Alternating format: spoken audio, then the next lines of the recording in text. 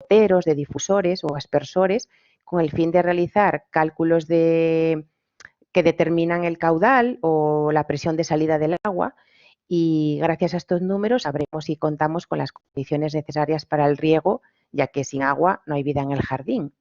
Y, bueno, mismamente la geometría en los jardines. Es una cuestión de belleza en el diseño de todos ellos. Y tras este repaso muy sencillo, muy breve, pues vamos a ver algunos casos de las matemáticas a nuestro alrededor. Entonces, unas cosas son las matemáticas en casa, que son pues de andar por casa, y luego las matemáticas a nuestro alrededor. Están por todas partes, como se puede ver, y aquí hay una pequeña muestra, muy pequeña, sobre dónde podemos encontrarlas. Detrás de los estudios sobre el funcionamiento de las células, por ejemplo, hay ecuaciones diferenciales. Las pantallas de cristales líquidos que nos acompañan en los móviles, el coche o el televisor han sido posibles gracias a la mecánica de medios continuos. Las nuevas tecnologías médicas para el sistema cardiovascular se basan en ecuaciones de la mecánica de fluidos. Las búsquedas de Google son posibles gracias a los algoritmos. Los programas informáticos de encriptación funcionan con números primos. Las rutas aéreas se organizan siguiendo la teoría de grafos. La protección de los ecosistemas se diseña a partir de la teoría de matrices. Los mercados bursátiles funcionan con modelos matemáticos. Como dije, en la actualidad las matemáticas están en todas partes. En la gestión de grandes datos, la biomedicina, la seguridad, la industria aeroespacial o automovilística, la meteorología y entre otras muchas cuestiones cotidianas. En los últimos años han surgido muchas formas de generar millones y millones de datos, pero en bruto estos datos no sirven para nada. Así que hay que gestionarlos e interpretarlos para buscar patrones y extraer la información interesante de los mismos. Esta práctica es conocida como minería de datos, y la seguridad de estos datos es una de las grandes preocupaciones de, por ejemplo, la Agencia Nacional de Seguridad de Estados Unidos, la NSA, que presume de ser la primera contratadora de matemáticos del país, ya que de la misma forma que hay gente que crea seguridad, hay otras personas que trabajan para romper la seguridad, ¿no? Y son muchas las conclusiones que se pueden extraer del análisis de los datos que vamos dejando en servicios o redes sociales, por lo que pese a las ventajas que tienen estas redes sociales, los ciudadanos deberíamos ser más cautos con lo que compartimos con los demás. Ricardo Herrera, de la Universidad Carlos III, en su artículo titulado Bibliomining, minería de datos y descubrimiento de conocimiento en bases de datos aplicado al ámbito bibliotecario, dice que la minería de datos es aplicada a grandes volúmenes de información almacenados en bases de datos, y que estas técnicas las técnicas que aporta esta disciplina se emplean pues para mejorar el rendimiento de procesos industriales o de negocios. Así que una de las aplicaciones de la minería de datos es en las bibliotecas, lo que llaman el bibliomining, con el fin de adoptar catálogos automatizados que permitan mejorar los procesos y el desempeño de las bibliotecas pensando en los usuarios. La bibliometría y el bibliomining se ocupan del análisis y cruce de datos mediante técnicas estadísticas que permiten descubrir y establecer patrones y tendencias para la toma de decisiones, ¿no? La bibliominería se trata los datos sobre la actuación previa a la utilización de la información, mientras que la bibliometría trabaja con esos datos relativos a la información que ha sido finalmente usada. Y para terminar este paso, digamos, un poco más árido de los datos y de las matemáticas, voy a empezar con un poquitín de biología matemática, que es lo que está a nuestro alrededor, cosas que nos rodean y que están ahí presentes en la naturaleza. Una manifestación de las matemáticas en la naturaleza es la simetría perfecta que se encuentra, por ejemplo, en los pétalos de las flores, de muchas flores, o en los cristales minerales e incluso en nuestra propia galaxia. Esta simetría se la conoce como proporción áurea o número áureo o número de oro. Es un número muy recurrente en algunos patrones de la naturaleza y que algunas personas creen que no puede ser un capricho o una casualidad, y además se trata de un código único y armónicamente estético.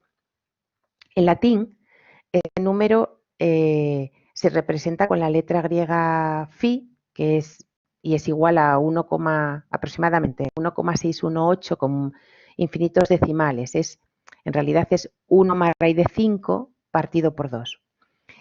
Se llama phi en honor al escultor griego Fídias, que utilizó este número en sus trabajos.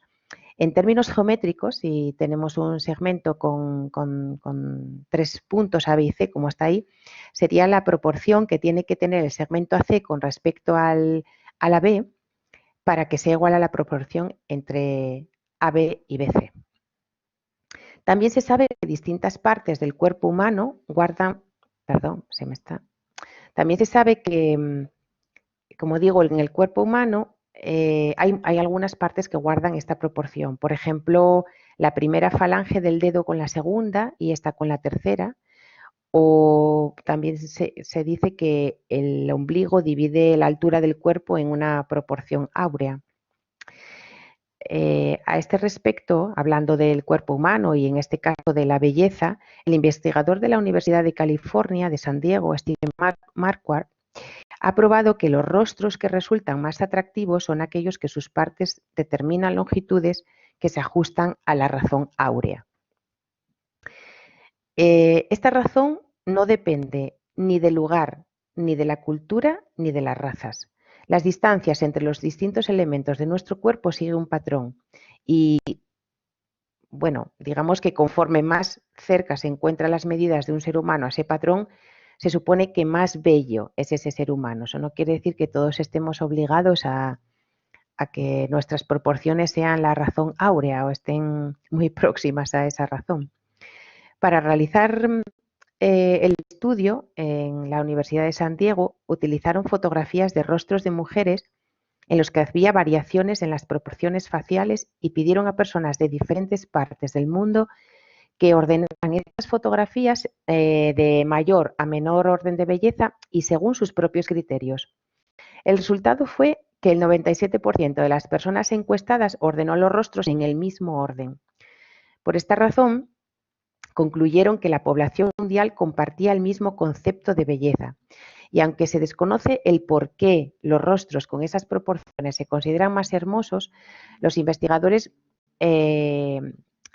propusieron la teoría de que los seres humanos tenemos un prototipo mental que representa un promedio de todos los rostros y los que están más cerca a ese promedio son considerados más atractivos. Marquardt, que utilizó la razón áurea para fijar la distancia entre los elementos faciales de ojos, nariz, boca, pómulos, barbilla, y creó el concepto de máscara de la belleza, aproximando relaciones medias con el número áureo. Y estas máscaras en la actualidad son famosas porque resultaban muy útiles para realizar operaciones de cirugía estética y reconstrucción facial. Y todavía hace muy poco tiempo, vi un programa en la televisión española que hablaba precisamente de todo esto, de la razón áurea en los rostros y de cómo algunas modelos, algunas personas tienen la razón, están más próximas sus medidas a la razón áurea. Y por una curiosidad, por ejemplo, George Clooney es entre los actores y eso el que más porcentaje de aproximación tiene a esa razón áurea. En la naturaleza, este número aparece en los lugares más impensados, como en las colmenas de las abejas, en la forma de crecimiento de algunas plantas o en las espirales de los caracoles y demás. Quizás lo más sorprendente acerca de esta proporción es que es un fenómeno que ocurre de forma natural. Se expresa también, por ejemplo, en la disposición de las ramas a lo largo de los tallos de las plantas y las venitas de las hojas. También se puede observar en esqueletos de animales y de seres humanos y en la ramificación de nuestras venas y nuestros nervios. E incluso se puede encontrar en las proporciones de compuestos químicos de la naturaleza. Y bueno, como curiosidad, aunque no está relacionado con las matemáticas, diré que hay unas 165.000 especies de mariposas en el mundo, pero solo una de ellas lleva tatuado el número 88. Lo digo solo porque lleva el número 88 en las alas.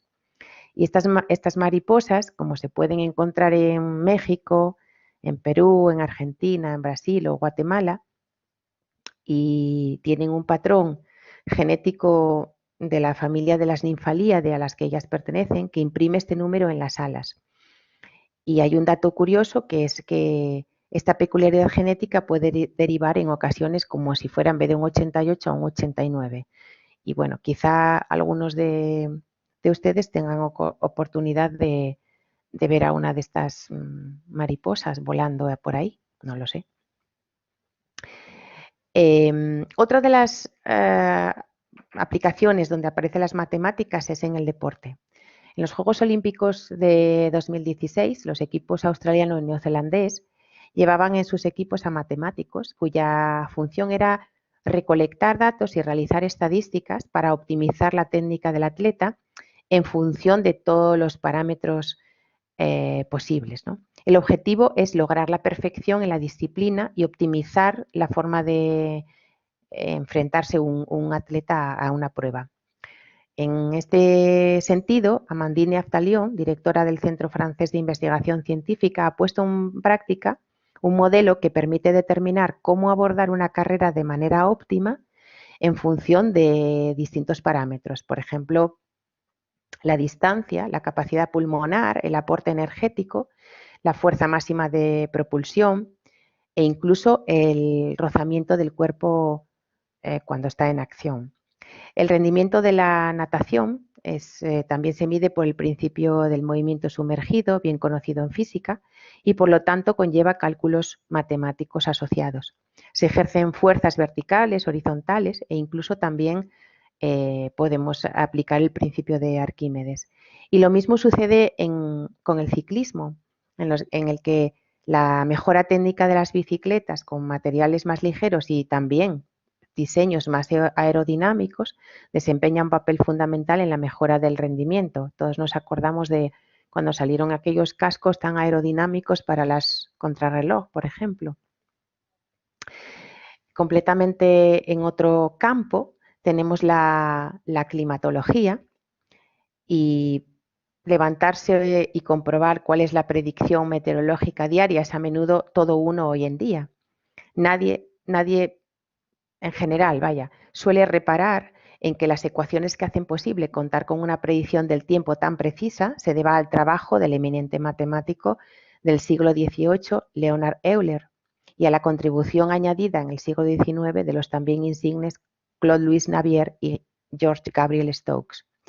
Todavía menos conocido es que la búsqueda de soluciones a estas ecuaciones está inconclusa y que científicos de primera línea de todo el mundo dedican sus esfuerzos a desentrañar el misterio que todavía hoy rodea a estas fórmulas.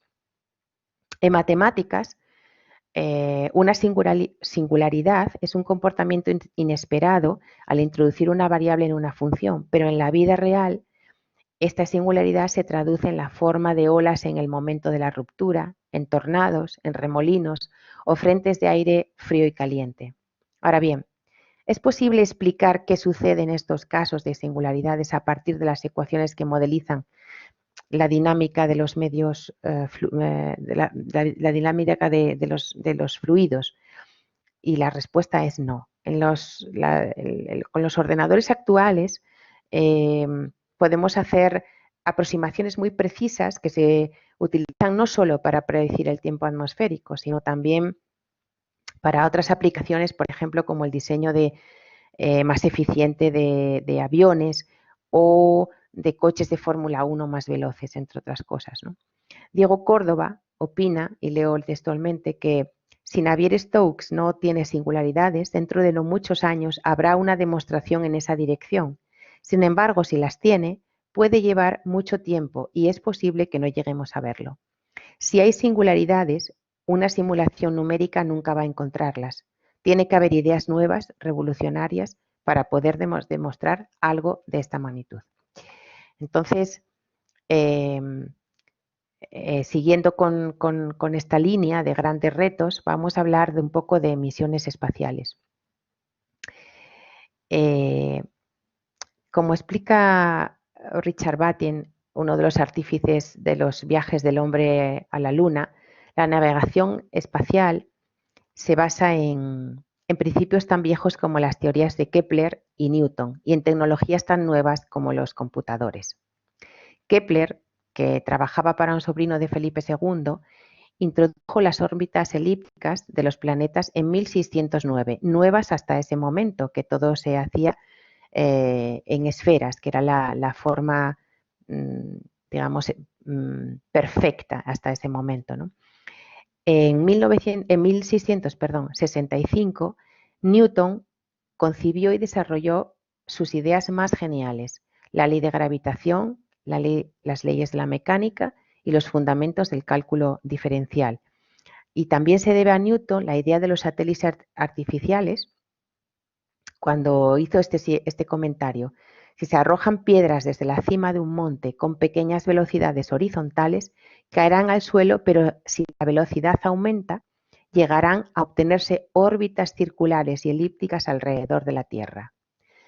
Como él dice, se necesitan velocidades grandes y la velocidad aumenta. Por eso, las bases matemáticas de la navegación espacial eran más que suficientes desde hace unos 200 años, pero para poner un satélite en órbita o enviarlo al espacio hace falta imprimirle una velocidad muy alta, del orden de unos 29.000 kilómetros por hora.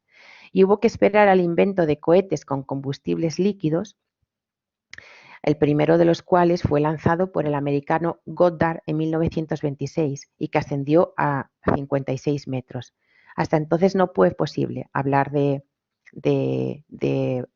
cohetes espaciales, por decirlo así. Al final la guerra, rusos y americanos iniciaron la carrera espacial y las primeras victorias fueron de Rusia, que a finales del 57 puso en órbita el Sputnik I con 90 kilos de peso y el segundo con 500 kilogramos de peso.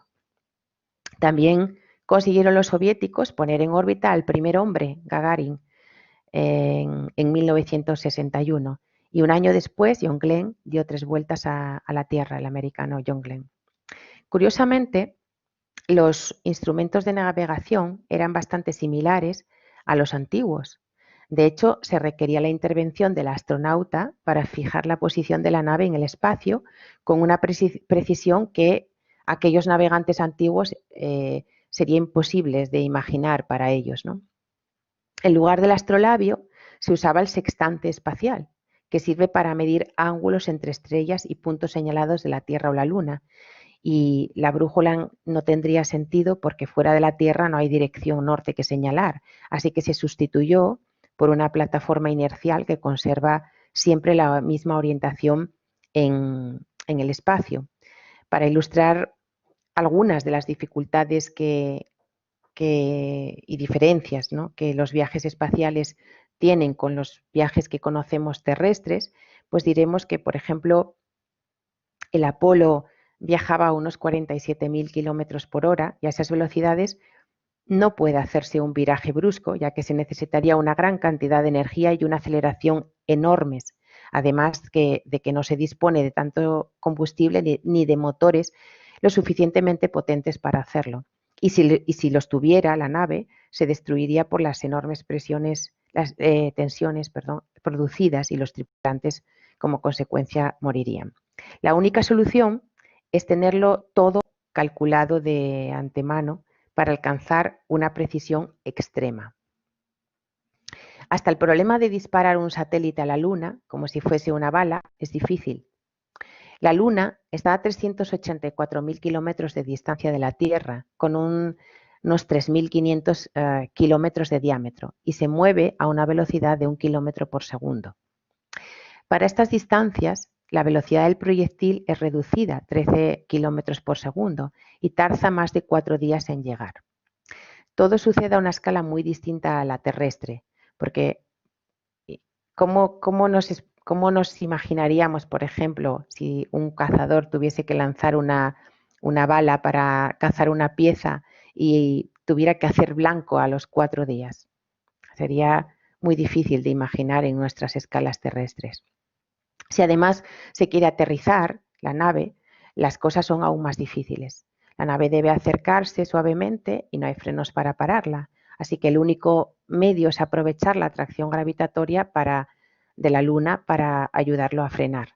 La gravedad tiene la ventaja de que actúa por igual sobre todos los elementos de la nave y no la destruye, y además está ahí y es gratis.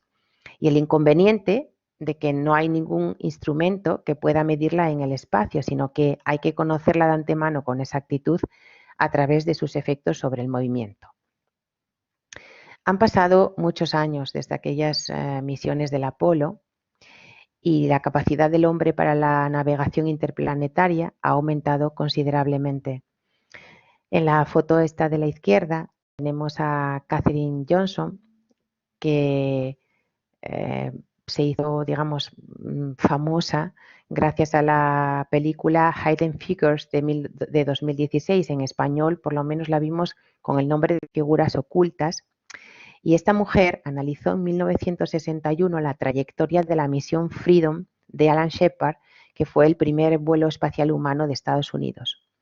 Un año antes, en el 60, ella y el ingeniero Ted Skopinski fueron coautores de un informe que presentaba las ecuaciones que describen el vuelo de una órbita espacial, en el que se especifica la posición de aterrizaje de la nave. Y en el 69 calculó la trayectoria de vuelo del Apolo 11 hacia la Luna, y en el 70 trabajó en la misión del Apolo 13, permitiendo que la tripulación pudiera regresar a salvo a la Tierra 4 días más tarde de alcanzar el satélite.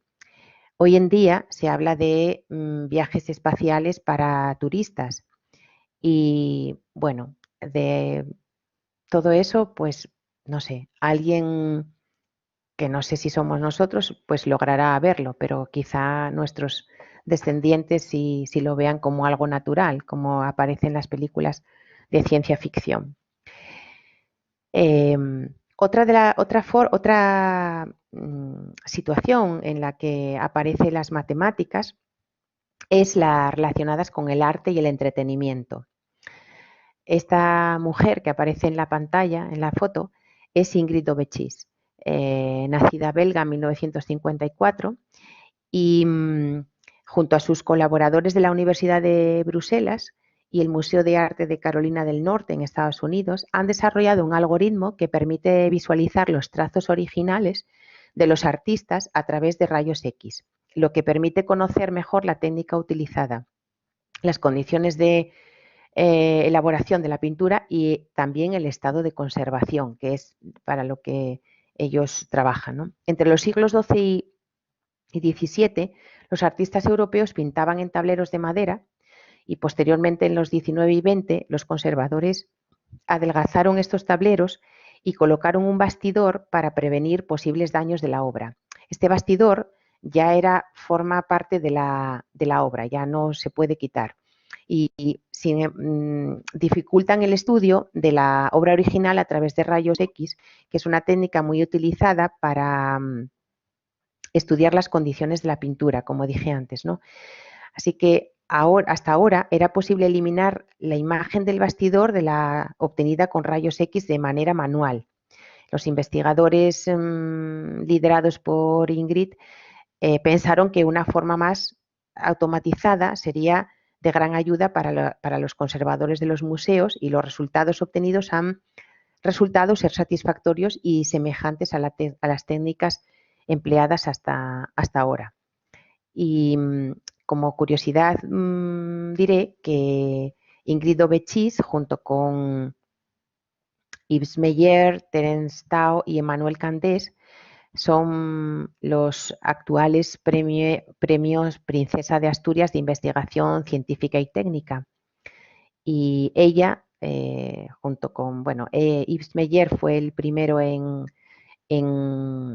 realizar, digamos, la teoría de las ondículas, pero ella fue una gran divulgadora y propulsora de esta técnica en numerosos trabajos que, vamos, con fama a nivel mundial. Otro sitio, digamos,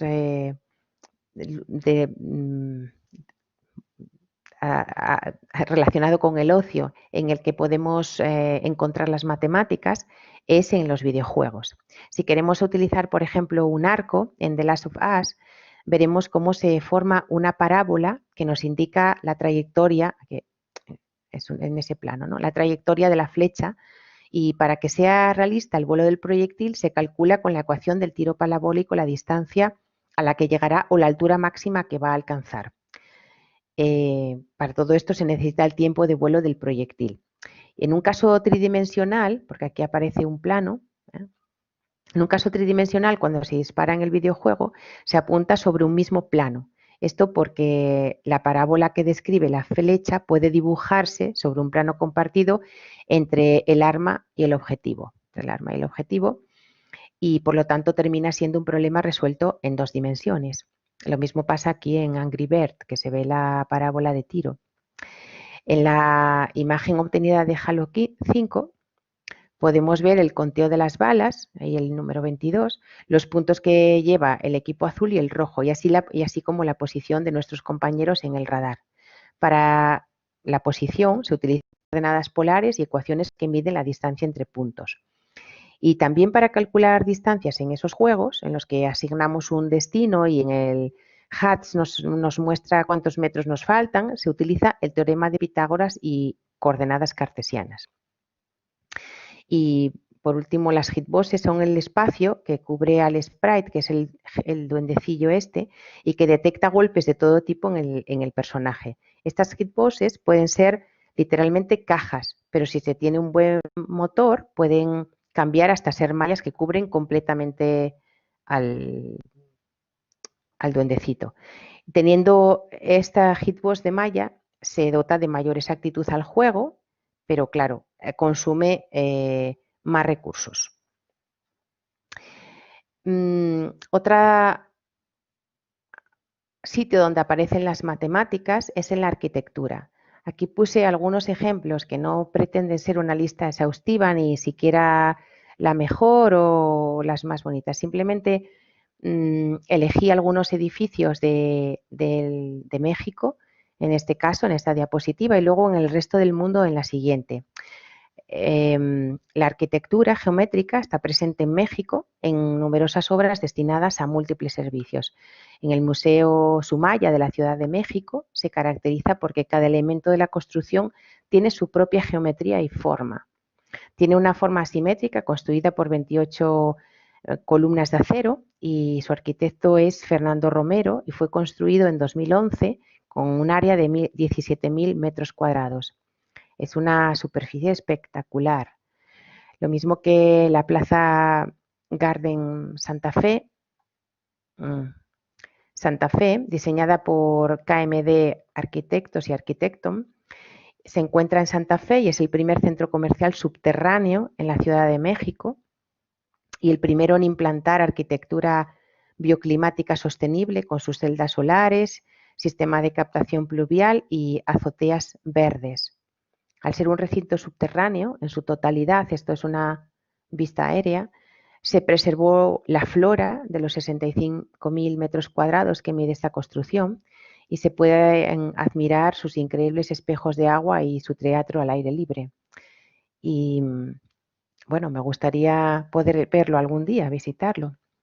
Luego está la Cineteca Nacional, a cargo de Rothkine Arquitectos.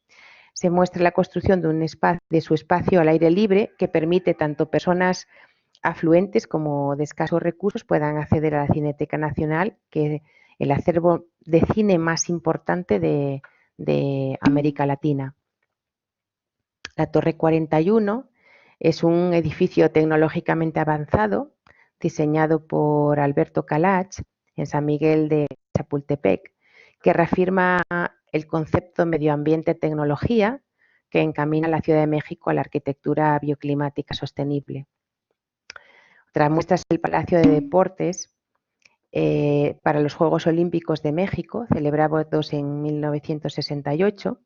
Y es un impresionante edificio proyectado junto con Enrique Castañeda y Antoni Peirí y cubierto por una gran cúpula picuda forrada de cobre.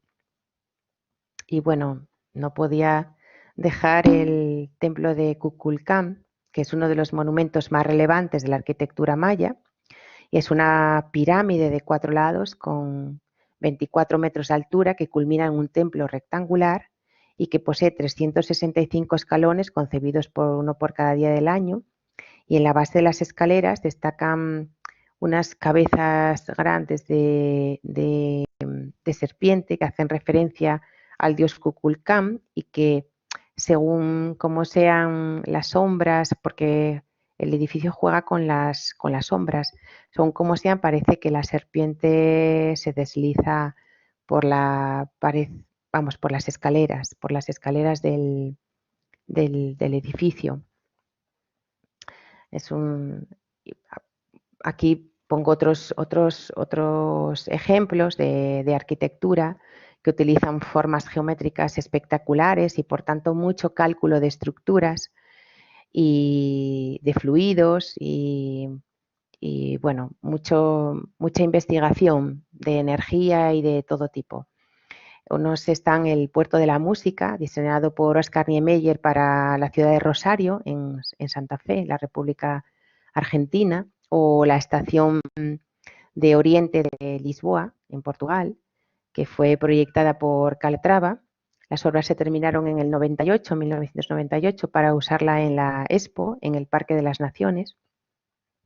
Y el complejo está cubierto por un gran techo acristalado y alberga lo que es la estación de metro, un espacio comercial, la estación ferroviaria, y es un edificio espectacular. Después está el hipódromo de la Zarzuela, que es el más antiguo de todos estos de esta diapositiva, que fue diseñado por los arquitectos Carlos Arníchez, Martín Domínguez y Eduardo Torroja, donde la tribuna es la gran protagonista del conjunto, realizado en láminas de hormigón armado con una sección variable y soportado solo gracias a unos tirantes posteriores. Es la forma de ménsula la que da la estabilidad al conjunto y fue objeto de numerosos cálculos, estudios y variaciones y modificaciones del proyecto original hasta adoptar esta forma en su construcción en el 41. Aquí está el Burj Al Arab, que es un hotel en Dubái y que es el edificio el hotel con más récords del mundo. Tiene el hotel más alto, con 321 metros, y el más lujoso, con 7 estrellas. Fue diseñado por Tom Wright, quien se encargó de crear este icono para Dubái, lo mismo que la Torre Eiffel es el icono de París o la ópera el de Sydney. Y para evitar, como curiosidad lo digo, ¿no?, la sobrecarga de energía en los locales habitables, se decidió construir la fachada frontal del hotel sin cristales, sino tiene una doble piel de tela blanca translúcida que está tensada por la estructura y permite pasar la luz blanca, pero proyecta sombras sobre local para evitar las temperaturas tan enormes. El Chalus Nest de Taiwán fue proyectado por la firma francesa Vincent Calebot Architectures y es un anillo tridimensional de Möbius que extrae su sección triangular alrededor de un camino elíptico. Se basa en 10.000 metros cuadrados de planta baja distribuidos en 3 grandes pilastras y está dotado de un sistema antisísmico protegido por una marquesina de vidrio que asegura su estanquidad. Y por último, el Museo Guggenheim, diseñado por el arquitecto canadiense Frank Gehry y localizado en la villa de Bilbao, en el País Vasco Español, en el 97. Se trata de un edificio constituido por formas curvilíneas y retorcidas recubiertas de piedra caliza, cortinas de cristal y planchas de titanio, con una superficie total de 24.000 metros cuadrados. Y esto es una pequeñísima muestra de todo lo que hay de arquitectura en nuestros días y en el futuro. Y por último, no sé cómo voy de tiempo. Sin problemas, doctora, son las Sí. 2:03, hora México, pero no se preocupe, yo creo que le respetamos todos que pueda concluir porque también tuvimos la introducción sin problemas. Vale, si me alargo, tenía pensado hablar un poquitín de las búsquedas en Internet como curiosidad y aplicación de las matemáticas, pero si queda muy largo, pues lo puedo dejar. No sé. No se preocupe porque incluso vamos a subir la conferencia a internet, entonces cualquier persona que se tenga que retirar ya por el tiempo no tiene De ningún acuerdo, problema en cuanto a la asistencia porque podrá revisar esta parte final después en la grabación sin problemas. de acuerdo, muchas gracias. Bueno, pues por último, un pequeño paseo por Internet que todos usamos continuamente y para explicar someramente cómo funciona el buscador de Google. Si queremos hacer, por ejemplo, una búsqueda de Universidad de Puebla y empezamos a teclear los motores de búsqueda, los SERP de Google, filtran de entre todas las páginas web aquellas que utilizan bien estos términos exactos o una frase relacionada y que están formados por cientos de algoritmos complejos. En los primeros días de la World Wide Web, www, las búsquedas se basaban en textos para seleccionar las páginas que contenían lo que el usuario estaba buscando y cuántas veces aparecía. Pero en 1998, Larry Page y Sergey Brin, fundadores de Google, publicaron un artículo donde explicaban cómo construir un algoritmo para encontrar las páginas más relevantes. Este algoritmo ayudó a Google a superar a antiguos competidores como Yahoo, AltaVista o Lycos. Según Google, las 5 características fundamentales en las que se basa su motor de búsqueda son, primero, el análisis de los términos de búsqueda con algoritmos que analizan el lenguaje y que tratan de ofrecer exactamente lo que estamos buscando. 2. Búsqueda de coincidencias mediante algoritmos que hacen búsquedas basadas en textos y de ahí desde el comienzo y que están ahí desde el comienzo de la www. De hecho, antes del PageRank casi no había otro tipo de algoritmos.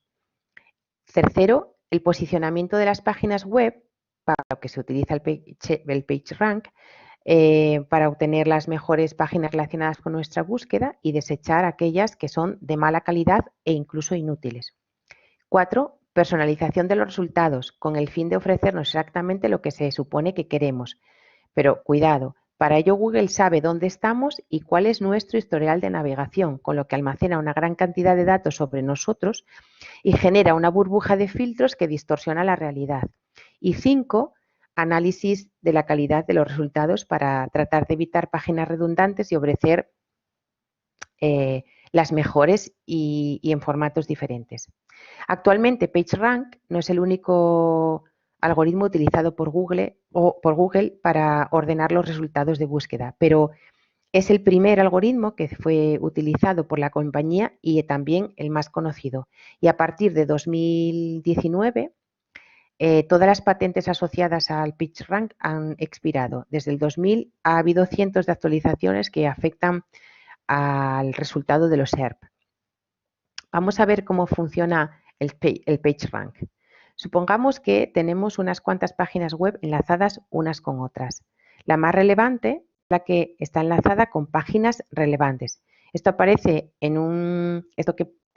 una perogrullada, pero sin embargo es el kit del algoritmo, ¿no? Vamos a imaginar una red con 4 nodos, 1, 2, 3 y 4. 4 páginas que están relacionadas entre sí y cada página tiene una cantidad de relevancia que repartirá entre las páginas a las que enlaza a partes iguales. Así, por ejemplo, vemos que la relevancia del 3 es 1 y la reparte con el 1, la del 1 reparte un tercio con la 3, un tercio con la 4, un tercio con la 2 y así sucesivamente, ¿no? Suponemos que Al principio, la cantidad de relevancia de cada página es la misma para todas ellas y es 1. Un tercio más un tercio más un tercio es 1, un medio más un medio es 1, un medio más un medio es 1 y 1 es 1. Así que la cantidad de relevancia que reparte, digamos, que comparte cada página es 1, ¿no? Cada página entrega a las que enlaza una parte de su relevancia, de modo que el reparto de relevancia en la primera iteración queda como sigue. La página 1 reparte 3 medios, la página 2 un tercio, la página 3 4 tercios y la página 4 5 sextos, siendo la relevancia total del conjunto de páginas 4, como al principio. Si repetimos el proceso, cada página repartirá su nueva cantidad de relevancia a partes iguales, con las páginas a las que enlaza. Y si repetimos el proceso una y otra vez, el reparto de relevancia acaba estabilizándose y en el límite es el que es la relevancia que asigna el algoritmo a cada página. Matemáticamente, este problema puede verse de diferentes formas, pero la más sencilla es la de un sistema de ecuaciones lineales, que es el que está aquí puesto, ¿no? Cuya solución es el reparto final. Y viendo el gráfico podemos plantear el siguiente sistema de ecuaciones. La relevancia que llega a x1 es una vez la que les llega de x3 más un medio de x4. Un medio le llega de x4. A x2 le llega un tercio de x1 solamente. A x3 le llega un tercio de x1 y un medio de x2 y un medio de x4. Y a x4 le llega un tercio de x1 y un medio de x2. Bueno, pues bien,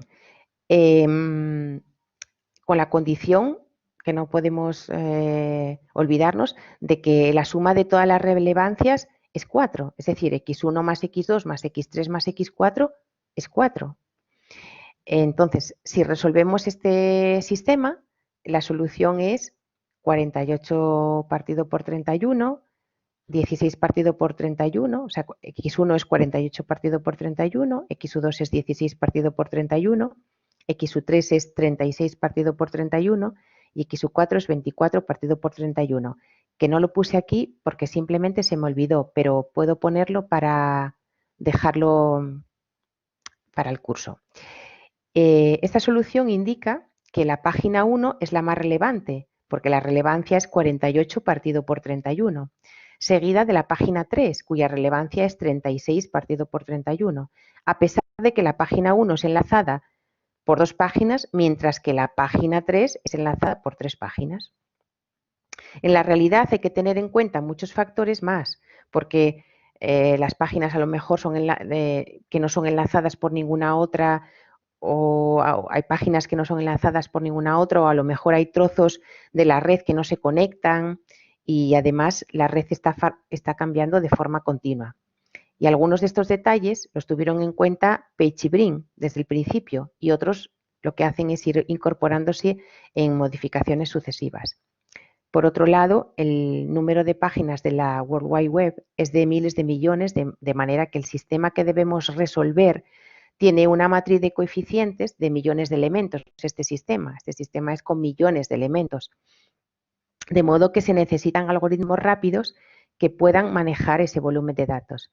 Y este es el ámbito del álgebra computacional, que trata de conseguir algoritmos eficientes para estos conceptos matemáticos tan útiles. Y por mi parte, voy a dar por finalizada la charla. Y nada más, quedo a disposición de los alumnos que quieran preguntar algo o tengan alguna curiosidad. Muchas gracias por su atención. Muchas gracias, doctora, por su magnífica exposición y damos la palabra a los asistentes si quieren hacer algún tipo de pregunta, comentario al respecto.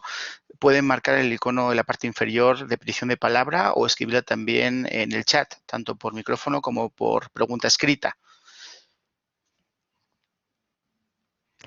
No sé si, un momentito que me parece que, no sé si tengo...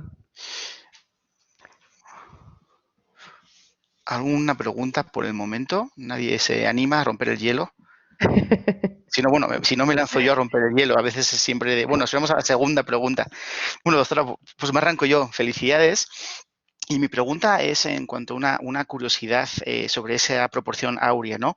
Desde el origen de los tiempos, la prehistoria, hasta el último satélite que ha lanzado incluso la universidad hace pocos meses, pues usted nos ha mencionado sobre esa proporción áurea que no depende de lugares, culturas, etnias e incluso tenemos hasta cosmovisiones, ¿no?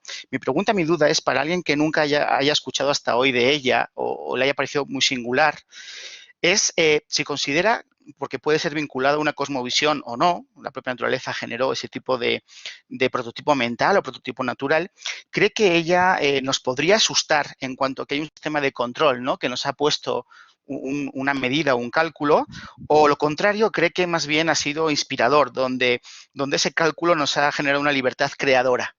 ¿Cómo considera que podríamos tomarlo? ¿En qué vía?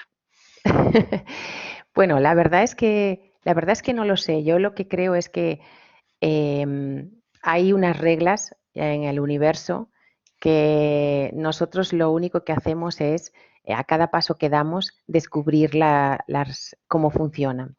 Así que la proporción áurea está ahí y bueno, también, por ejemplo, en la sucesión de Fibonacci, no lo dije porque se alarga mucho la charla, la sucesión de Fibonacci, esta que empieza que cada elemento es la suma de los dos anteriores, empezando por 0, 1 y así sucesivamente, pues si dividimos cada elemento por el anterior, nos vamos aproximando, cuanto más grandes sean los elementos, nos vamos aproximando a esa proporción áurea.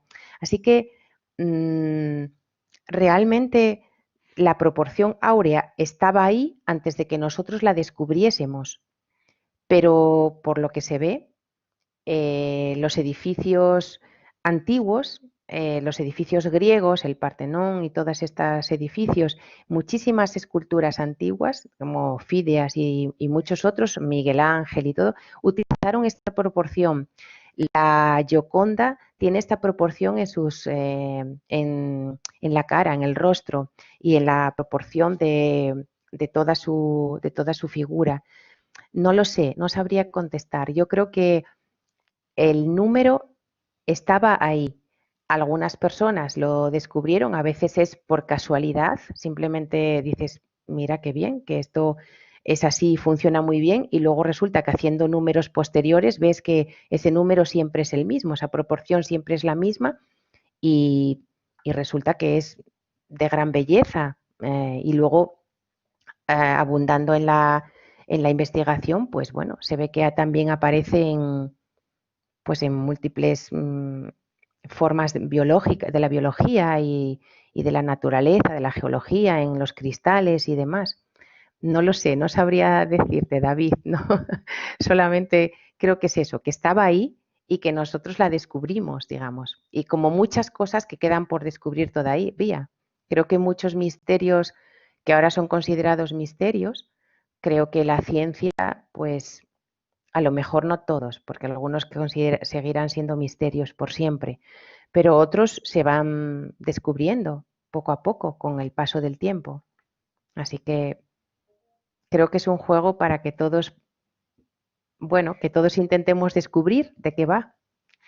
Sí, muchas gracias. Sí, incluso como ha citado ahora, hay un diseño, ¿no? Y la pregunta entonces es si hay un diseño, ¿habrá un diseñador o no? O una casualidad, ¿no? Y ahí está el debate, ¿no? Ahí está Desde el el origen de debate, los ahí, tiempos, ¿no? Y como efectivamente, dice, en todos los lugares, culturas, etnias, ¿no? Se han preguntado todo. si detectamos este diseño, ¿quién puso las normas, ¿no? ¿Quién puso las normas? Exacto, exacto. Y ahí lo Muchísimas dejamos, porque como todo esto es una controversia, o sea, alguien puede decir, gracias. bueno, es una casualidad o no, y Correcto. ahí ya. Nos pide la palabra la Eh, maestra Leticia Marín. Sí, adelante, le sí, escuchamos. Gracias. Bueno, primero y antes que todo, muchísimas gracias por esta excelente conferencia, muy, muy abundante, ¿no? En conocimiento. A mí lo que me llama mucho la atención y con lo cual relaciono mi pregunta es con la minería de datos. Es decir, ¿cuál es el futuro o cuáles son los trabajos que están desembocando en esta minería de datos que usted nos platica? ¿Cómo lo ve usted? a un futuro hacia las nuevas generaciones y bueno, sobre todo, ¿qué va a aportar qué va a aportar o qué está aportando a la sociedad? Gracias. Muchas gracias, Leticia. La verdad es que la minería de datos, el data mining, este famoso del que todo el mundo habla, está aquí y llegó para quedarse. Desde que desde que podemos almacenar grandes bases de datos y todo el mundo puede hacer uso de estas bases, pues la ciencia y la técnica está avanzando gracias a ella. Por ejemplo, hay grandes bases de datos relacionadas con la medicina. Estas bases de datos, grandes bases de datos en abierto hablo, o sea, a disposición del público, no que sean de una empresa privada, ni siquiera que tengamos que pagar por ellas. Están en abierto, hay muchas bases de datos en Estados Unidos, hay muchísimas que están abiertas y tienen bases de datos, por ejemplo, de enfermedades de todo tipo, del cáncer, de fibromialgias, de diabetes, de todo tipo de enfermedades cardíacas, bueno, cánceres hay muchísimos, así que hay muchas bases de datos relacionadas con todas ellas. El caso es que cuando uno aplica técnicas para tratarlas, esas bases de datos en rudo, en crudo, no dicen nada. Hay que extraer lo que se dice, hay que procesar los datos para extraer patrones. Esos patrones lo que nos indican es un funcionamiento en este caso, pues de la enfermedad o del crecimiento de los cánceres o de cosas así. Se emplea técnicas de inteligencia artificial, que está también ahora, perdón, que está también ahora muy, muy en auge, y con esas técnicas podemos utilizar, podemos, digamos, no es utilizar, la idea, creo yo, no es utilizar grandes bases de datos, la idea es una gran base de datos, extraer lo esencial y utilizar muy pocos datos, pero esenciales para obtener bueno, pues resultados del tipo que sea. O sea, no se trata, desde mi punto de vista, no se trata de que seamos capaces de, en vez de procesar 1000 datos, procesar 2 millones. No, no.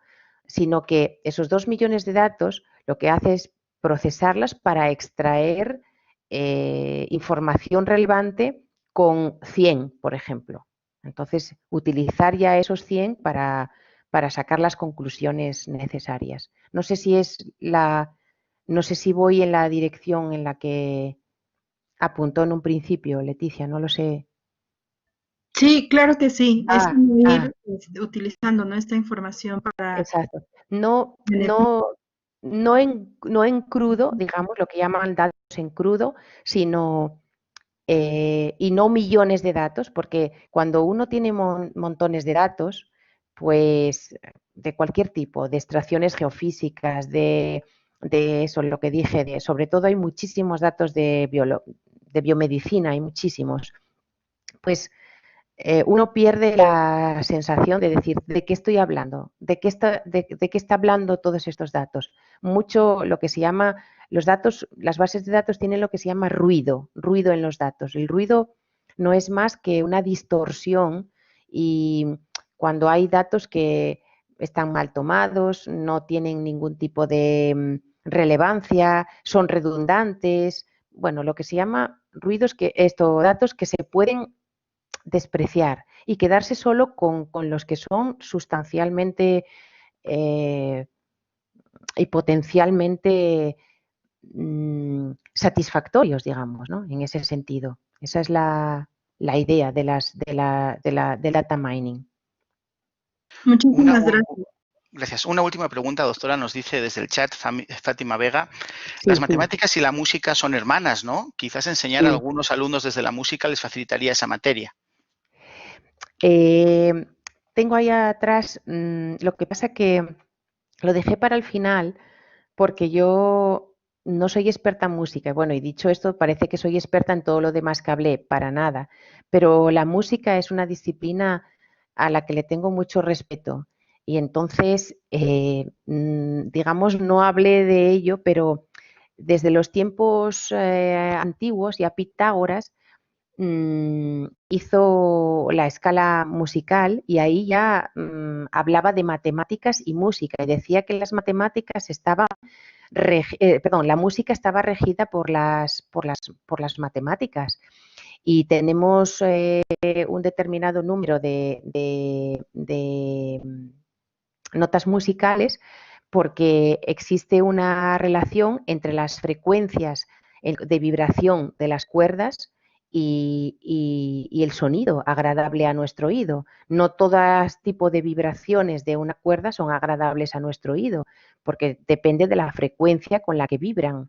Así que todo eso está ligado íntimamente con las matemáticas, así como los círculos estos que hablan de círculo de quintas, círculo de cuartas, y mismamente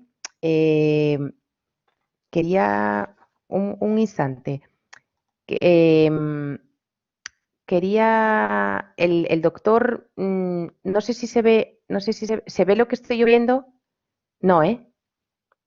¿Se ve la diapositiva? No, ahora mismo Tiene que no. volver a Perdón. compartir la pantalla, doctora. Bueno, no importa, no importa. Lo único que quería decir, Jacob Jolich, de neurocientífico de la Universidad de Groningen, hizo una fórmula, desarrolló una fórmula para indicar, digamos, o que mide lo bien que nos hace sentir determinadas canciones, ¿no? Entonces, él determinó con su fórmula que Don't Stop Me Now, de Queen, de 1978, pues es la canción que más nos sube el ánimo, digamos que la más bonita para nuestro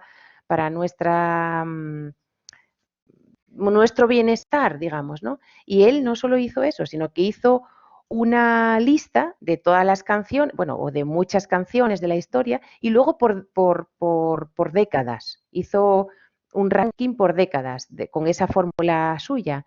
Así que sí, ahí no sé exactamente cómo logró conseguir esa fórmula, pero bueno, es un neurocientífico hablando de fórmulas matemáticas que proporcionan bienestar de la música a las personas. Con lo cual, sí, por supuesto, la música está íntimamente relacionada. Incluso hablaban de que alguna sinfonía de Beethoven estaba siguiendo la proporción áurea de tiempos en el desarrollo de la obra. O sea que sí, por supuesto, las matemáticas puede ser. Me dice aquí María que uno de los músicos era matemático. Sí, eran muy buenos. Es que Queen no solo eran músicos, digo, sino que yo diría que eran grandes músicos. Mira, dice Fernando que físico. No, eso no sabía exactamente lo que era, pero dice astrofísico. Bueno, vale. No sabía lo que era, pero sabía que tenía una formación, sí, científica. Y yo creo que por eso precisamente eran tan buenos músicos. O sea que, por supuesto, y compusieron, vamos, grandes obras. O sea que, por supuesto, no sé quién me decía esto, quién hablaba de matemáticas, perdona. Fátima era, ¿no? No sé quién.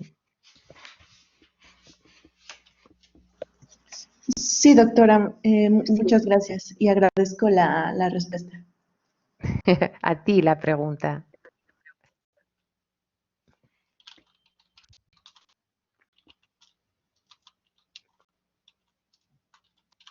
Bueno, igual mi comentario iba con una segunda parte, perdón, sobre los procesos de datación en paleontología y arqueología. Cómo es que el carbono 14, entre otras técnicas, genera una calibración de los instrumentos también, física incluso, para dar con la antigüedad de los restos, ¿no?, que se van encontrando. Efectivamente, Lo que pasa que la datación por el carbono 14 es porque es un isótopo radiactivo que pierde masa a medida que pasa el tiempo. Así que hay una ley que nos indica cómo es la pérdida de masa con el tiempo. Así que cuando lo que hacemos es mirar la masa que tiene ese isótopo en donde sea, en el material que estamos datando, pues vemos cuánto tiempo transcurrió desde que estaba ahí. Esa es efectivamente, es otra aplicación muy buena. Efectivamente, es otra aplicación de las matemáticas, la datación de cualquier resto, arqueológico o lo que sea. Sí, señora. Gracias. Voy a aprovechar para darle ahora paso a una pregunta de Enrique Díaz Alonso en el chat, dado que al maestro David se le había bloqueado el ordenador. Es que no Enrique, veo. sí, ¿me oyes? Te la voy a leer, sí. Sí, Enrique pero quiere... Sí, dime, sí. perdona. No, es que no veo el chat, es que No te preocupes, Hola, Fernando, la voy a ¿me leer yo. escucha? Perdón. Sí, bueno, Enrique, habla tú, sí, cuéntala tú, lévele yo, cuéntala, Sí, por favor. bueno, es que tampoco... nada, simplemente en primer lugar darte las gracias por la charla que estuvo muy bien. Así que Gracias. Y en segundo lugar, simplemente, solamente, bueno, era conocer tu opinión sobre cómo crees que se enfoca el aprendizaje de las matemáticas, sobre todo cuando se está en edades tempranas, porque tú ahora acabas de exponer un montón de cosas, pues que son fascinantes sobre las matemáticas, ¿no? Y tal vez cuando somos niños, pues el enfoque tenía que ir casi más en esa dirección. Y a veces, pues es eso, demasiado enfocado a cómo hacer cuentas, cómo hacer operaciones, no se explica el sentido de las cosas y eso, pues creo que es contraproducente. Y bueno, solamente te quería preguntar qué opinas al respecto. Y bueno, y Pues muchas gracias. a ti, Enrique. Pues la verdad es que estoy totalmente de acuerdo contigo. Desgraciadamente yo me encuentro mucha gente, hablo de gente ya un poco mayor, quiero decir, más joven que yo, pero no niños. Y que cuando les dice, bueno, ¿y tú a qué te dedicas? No sé qué. Pues bueno, pues yo soy, nada, doy clase de matemáticas. ¡Puf! Dice, pues yo nunca entendí las matemáticas, siempre fui muy malo en matemáticas. Y eso me lo encuentro muchas veces, es un patrón que se repite muchísimo y a mí me da mucha pena. Yo siempre digo lo mismo, dije, bueno, me da la sensación de que igual no tuviste a un maestro de matemáticas, porque en las edades tempranas yo tuve la suerte de tener bueno, primero cuando era pequeña, una maestra que nos enseñaba muchas cosas de matemáticas. No voy a decir de forma suave, porque era el tiempo en el que se podía pegar a los niños en la escuela. Pero luego cuando fui al colegio, tuve una maestra que creo que fue la que me inculcó el amor por las matemáticas. Explicaba muy bien, tenía mucha paciencia y nos explicaba muy bien todas las cosas. Y creo que eso hace falta. Y cuando somos niños, no a todos nos gustan las mismas cosas. Así que hay que hacernos que las materias, es una opinión personal, hay que hacer que las materias que nos resulten más áridas, presentárnoslas de forma más amable. Entonces, claro, si a un niño que no le gustan las matemáticas, porque simplemente no le gustan, a lo mejor le gusta la historia, y es muy bueno en historia, igual sería muy buen filósofo o muy buen escritor. Entonces las matemáticas pues le gustan menos y se le dan algo peor. Pues si encima tú se las pones de forma árida, bueno, pues esto es así porque sí, venga, tú haces esto y repite esto, pues ese niño va a odiar esa disciplina para siempre.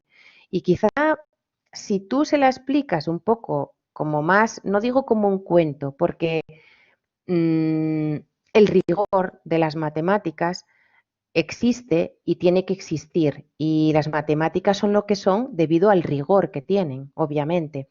No digo quitar rigor a las matemáticas, digo presentarlas de forma más amable, como diciendo, pues mira qué puedes hacer tú si sabes hacer esto de matemáticas? ¿Y qué podrías hacer tú si aprendes esto otro de matemáticas? Y entonces yo creo que así, haciéndolas amables, pues se podría conseguir muchísimo más. Así que entiendo que, vamos, estoy totalmente de acuerdo contigo, que no se enseñan, bueno, creo que en las matemáticas ni casi nada, se enseña con ilusión, o sea, para transmitir ilusión a los niños Sí, sí. pequeños y no tan pequeños, ¿eh? O sea, los también de instituto y eso. Entonces, Bueno, pues nada, muchísimas gracias. a ti. Alguien levantó la mano y se marchó y ahora no sé quién es. María Suárez, una María. última pregunta por los tiempos, por favor. Vale, gracias. ¿Qué tal? Soy María. María Suárez. Yo estudio la maestría en Educación Matemática en la UPAEP. Soy de profesión pedagoga, también egresada de la UPAEP. Y nada más como comentario, en primer lugar, agradecerle su charla muy interesante. Y respecto a lo que comentaban ahorita sobre la enseñanza de las matemáticas y cómo las aprendimos en la escuela, yo soy un vivo ejemplo de una de las factores por los cuales decidí estudiar la licenciatura en pedagogía era porque no llevaba matemáticas. Era una de las carreras que yo tenía en opción con menos nivel de matemáticas, pero en el transcurso de mi carrera y a través de dar clases termino haciendo mi tesis de licenciatura en cuanto a la enseñanza de las matemáticas en primero de primaria. Y ahora me encuentro estudiando, como lo mencionaba hace un momento, la maestría en educación matemática. Y toda mi formación como pedagoga me ha llevado a ver que la enseñanza de las matemáticas es fundamental, pero coincido con usted, el hacerlas agradables a los niños. Yo no tuve buenos maestros que me enseñaran matemáticas y por lo tanto me consideraba no buena o no tenía yo una mente matemática. Sin embargo, a través de enseñarlas, estudiarlas y explicárselas a mis alumnos y a mis hijos, me di cuenta que el error y la falla viene de los maestros. A veces no enseñamos cómo aprenden nuestros alumnos o la correcta didáctica de las matemáticas, ¿no? Y entonces, el ahora estar estudiando la maestría y con base en mi experiencia y estarme igual capacitando a través de estos cursos, me puedo dar cuenta la importancia que tenemos los docentes en cómo presentamos esta materia a nuestros alumnos. Y pues nuevamente gracias por la charla del día de hoy. Totalmente de acuerdo, María. Muchas gracias a ti y por Doctor Fernando, pedía la palabra el doctor Fernando. Sí, solamente era para cerrar, agradecer a la doctora Zulima la conferencia, mostrarle mi preocupación porque ha dejado el nivel muy alto y mañana me toca a mí, a ver si puedo continuar en tan buena línea. Mañana seguiremos hablando sobre algunos aspectos que ha tratado la doctora Zulima Fernández hoy. Por ejemplo, volveremos a ese debate de si la matemática es, como decía Galileo, el lenguaje de la naturaleza o si es una construcción de la mente humana, como empezó a considerarse sobre todo a partir del siglo XIX, cuando las matemáticas se introduce un mayor rigor en la demostración y se llega incluso a esa abstracción que llegó a escandalizar a matemáticos, ¿no? Como Poincaré, ¿no? Aunque era ingeniero de minas de formación. Y bueno, pues nada más, a la doctora Zulima nuevamente muchísimas gracias y a los alumnos. Fernando, muchas gracias por tus palabras que son muy amables, muchísimo más de lo que merezco. Y otra cosa, mañana la charla, ¿a qué hora es? ¿A esta hora 8 de las 20? Son todas las mismas, sí, a la misma de las hora 20. todas. Vale, mañana yo salgo de a las 8, pero es en Gijón, así que me engancharé un poquito más tarde. Correcto, gracias. Doctor Villanueva, ¿también alguna parte final que añadir? Sí, yo simplemente me he quedado boquiabierto. La ponencia ha sido, vamos, lo que decía la compañera, ¿no? Si me hubiera tocado Zulima de profesora de matemáticas, me hubiera dedicado a las ciencias exactas. Ha sido una maravilla. Un recuerdo muy rápido, sin esa técnica, ¿no?